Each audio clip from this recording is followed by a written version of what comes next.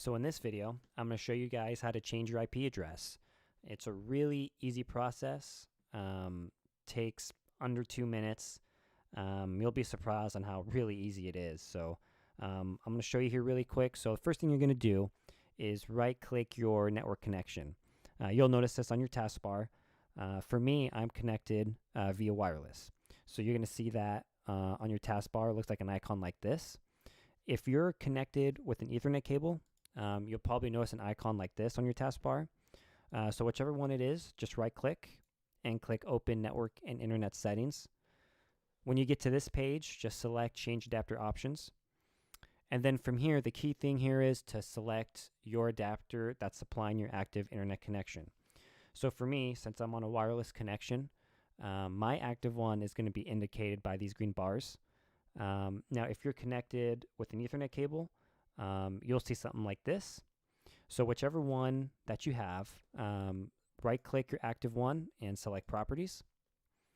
And then from here, click the Internet Protocol version 4, IPv4, select Properties. And then this is where you enter your IP address. So I have an IP picked already, so mine's going to be 10.0.0.249.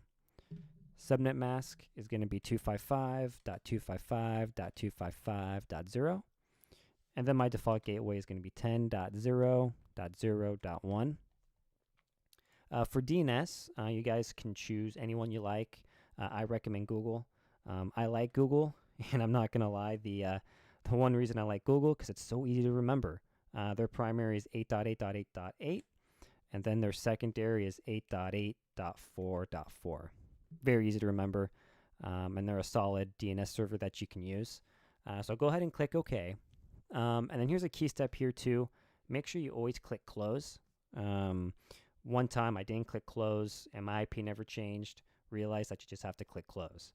So always make sure to click Close. That'll lock in that setting. So go ahead and click Close and you're done. So pretty easy. And that's how you change your IP address.